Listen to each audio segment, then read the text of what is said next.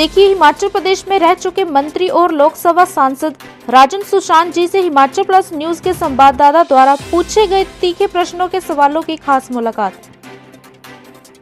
Himachal plus news की तरफ से आपका हार्दिक स्वागत करता हूं। और आज हमारे स्टूडियो में हम एक ऐसी शख्सियत से आपकी मुलाकात करवा रहे हैं जिनके नाम का डंका बजता था और आज भी बजता है। और वो शख्सियत है डॉक्टर राजन सुशांत जी, जो हिमाचल प्रदेश में कई बार मंत्री और लोकसभा सांसद भी रह चुके हैं। तो आइए उनसे बातचीत करते हैं। डॉक्टर साहब, आपका हिमाचल प्लस न्यूज स्टूडियो में स्वागत है। डॉक्टर साहब, हम आपसे कुछ प्रश्न करेंगे आज। और हमारा पहला प्रश्न है, डॉक्टर साहब, आपने एमपीएस का मुद्दा उठाया और अपनी खुद पेंशन छोड़कर आपने एक बहुत बड़ा त्याग किया। इसके बारे में क्या कहना चाहेंगे?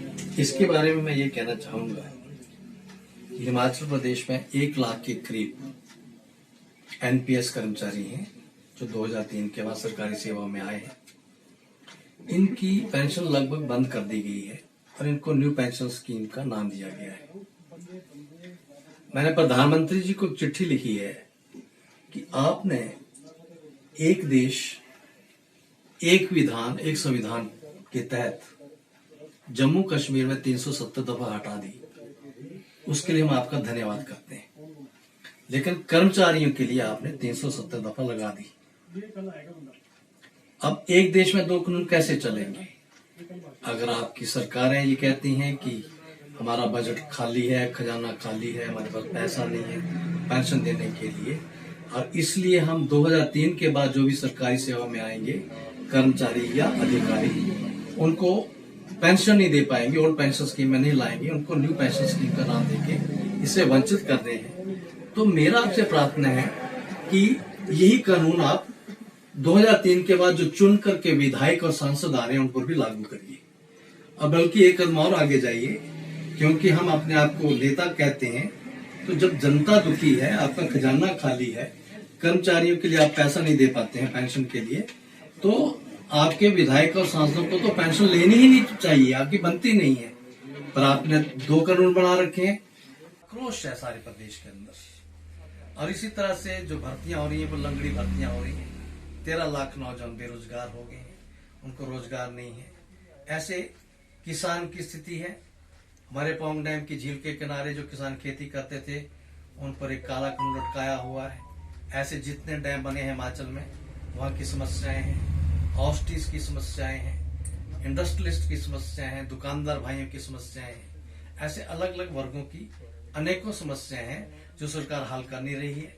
मैंने 13 तारीख को मुख्यमंत्री जी आए थे हमारे रहन के अंदर, उन्हें बहुत सी झूठी घोषणाएं की। मैं उनसे मिला था, हालांकि उन्होंने पूरी तानाशाही दिखाई, पुलिस बल भेज के हमें रोकने की कोशिश की। हमें 1 घंटा रोका गया 2 गेटों के ऊपर, फिर भी हम पहुंचे। तो मुख्यमंत्री जी से मैंने बहुत सी बातें की हैं और हमने उनको कहा था ये बातें अगर 1 सप्ताह के अंदर या आचार संहिता लागू होने से पहले आप लागू नहीं करोगे तो हम आंदोलन करेंगे और निर्णायक आंदोलन होगा। और उन्होंने किया नहीं। 20 तारीख को 1 सप्ताह हो गया है और इसलिए मजबूरी में मैं क्षेत्र की जनता को साथ लेके कल से फतेहपुर से एक प्रदेश व्यापी आंदोलन की और निर्णायक आंदोलन की शुरुआत कर रहा हूँ। जी डॉक्टर साहब, हमारा अगला प्रश्न ये रहेगा कि आपने नया दल बनाया है, हमारी पार्टी हिमाचल पार्टी। इस दल को आपको बनाने की क्या जरूरत पड़ी? देखिए, आपको याद है मैं विद्यार्थी जीवन में विद्यार्थी परिषद में रहा हूँ, आरएसएस में रहा हूँ। उसके बाद 1982 से मैं विधायक भी आया, 4 बार विधायक भी रहा, मंत्री भी रहा, एमपी भी रहा। मैंने जो देखा है पार्टी के अंदर जाके कि हिमाचल प्रदेश के अनेकों ऐसे मुद्दे हैं जिनको कोई भी राष्ट्रीय दल सुलझा नहीं पाएगा, चाहे वो भारतीय जनता पार्टी हो चाहे कांग्रेस हो। मैं उदाहरण देता हूँ एक, जब पंजाब से हिमाचल अलग हुआ, हरियाणा अलग हुआ, तो जो संयुक्त पंजाब की प्रॉपर्टी थी वो जनसंख्या के हिसाब से बांटी गई और उसमें 7.19% हिमाचल का हिस्सा था। और हमें सारी प्रॉपर्टीज के अंदर और डैम के अंदर भी 7.19% मिलना चाहिए था। चंडीगढ़ हमारी संयुक्त राजधानी थी, उसमें भी हमें कुछ सेक्टर मिलने चाहिए थे, ना तो हमारे सेक्टर मिले, ना बीबीएमबी में हिस्सा मिला। स्थिति क्या हुई कि बीबीएमबी में हिस्सा लेने के लिए अनेकों बार विधानसभा में सारी पार्टियों ने, कांग्रेस ने, भारतीय जनता पार्टी ने सर्वसम्मति से प्रस्ताव पास करके केंद्र की सरकारों को भेजे, चाहे वो कांग्रेस की थी चाहे भारतीय जनता पार्टी, लेकिन वो रद्दी की टोकरी में फेंक दिए गए। मैं लोकसभा में जब गया सांसद के तौर पर, तो वहां मैंने महसूस किया 545 में से हम 4 MP, 4 के 4 इकट्ठे भी बैठ जाएं, इकट्ठे खड़े भी हो जाएं, तो 545 में हम नजर ही नहीं आते। वहां तो मुंड गिने जाते हैं, विवेक नहीं गिना जाता। गिना जाता है कितने लोग कहाँ हैं। तो अब हमने बीबीएमबी में हिस्सा लेना है, तो जब हिमाचल हिस्से की मांग करता है तो केंद्र में सरकार कांग्रेस की हो चाहे बीजेपी की हो चाहे किसी और राष्ट्रीय दल की हो, वो मुंड गिनेंगे। हमारे 4 होंगे हिमाचल के, लेकिन पंजाब के 13 हैं, हरियाणा के 10 हो गए, जोड़ो तो 23 हो गए, और राजस्थान के 25 हैं। 23 और 25 48 हो गए। प्रधानमंत्री एक हो चाहे दूसरा हो, एक पार्टी हो दूसरी पार्टी हो, एक और 48 लोगों का प्रेशर है, एक और 4 लोगों का प्रेशर है, तो निश्चित तौर पर 4 लोगों का प्रेशर माना नहीं जाता और हमें क्रश कर दिया जाता है।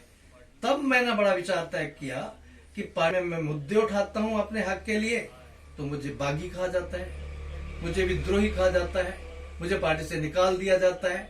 मैं मांग करता हूं हिमाचल के हितों की। मैंने हिमाचल अधिकार मंच बनाया, MP होते हुए अनेकों दोनों लड़े हमने।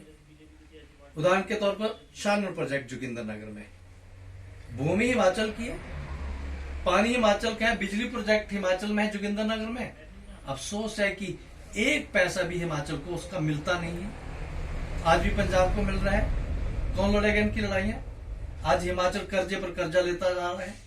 कोई भी मुख्यमंत्री हो, साधन बना नहीं रहे। साधन कहां से बनाएंगे? साधन हमारे पास भगवान ने दिए, पानी से बिजली पैदा करेंगे, इंडस्ट्री चलाएंगे, हमारे पास बर्फ है, हमारे पास जंगल है, ऐसी संपदाएं हैं, लेकिन हमें राइट नहीं जब मिलेगा तो कैसे हमारा हिमाचल आगे जाएगा। तो मुझे लगा कि अगर हिमाचल को अपने पैरों पर स्वाभिमान के साथ खड़ा होना है तो हिमाचल की अपनी ताकत होनी चाहिए, हिमाचल का अपना दल चाहिए जिसका हाईकमान हिमाचल में हो, हिमाचल की जनता के द्वारा, हिमाचल के लोगों के लिए बनाया गया दल हो, और लोग खुद फैसला करें।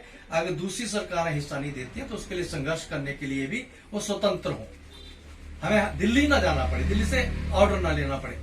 इसलिए मेरा पूर्ण मत है कि ये क्षेत्रीय दल, यूं तो पहले भी कई बार क्षेत्रीय दल बनाने की कोशिश हुई, लेकिन वो केवल अपनी राजनीतिक अस्तित्व को बचाने के लिए कुछ लोगों ने किया प्रयास, बाद में अपने दलों में चले गए।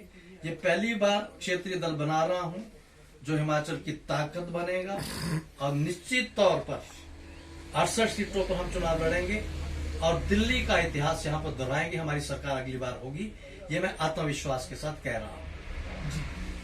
डॉक्टर साहब, जब भी आप फतेहपुर से उपचुनाव जीतते हैं और इसके साथ 2022 का चुनाव भी जीतकर आपकी सरकार बनती है, आपकी पार्टी की सरकार बन जाती है और आपको मुख्यमंत्री पद हासिल होता है, तो जी आप बताएं कि बाकी पार्टियों से अलग आप क्या कार्य करेंगे?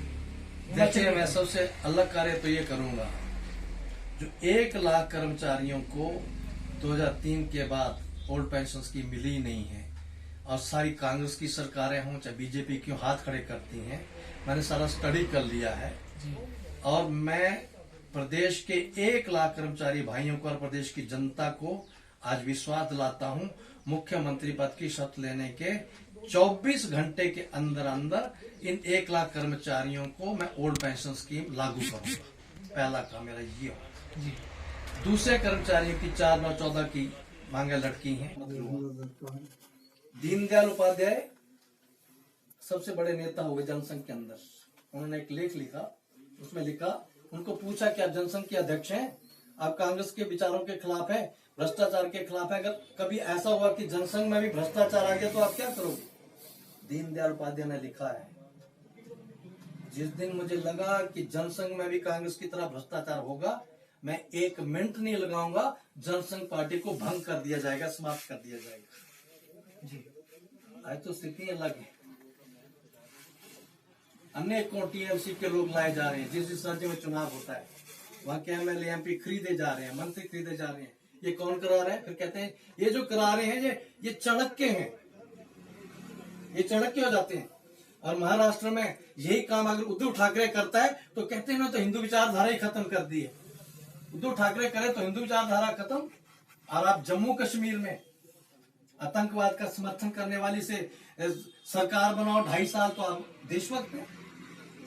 अब जहां मर्जी जो मर्जी का आपको पूरी छूट है। इसलिए मैं कहता हूं, जो भी इस तरह की बात करता है पहले अपने घर को टटोले कि उनकी स्थिति क्या है और उनके विचार क्या है, आपके सामने जनता क्या है। जी धन्यवाद डॉक्टर साहब, आप हमारे स्टूडियो में आए, आपका बहुत बहुत बहुत धन्यवाद जी।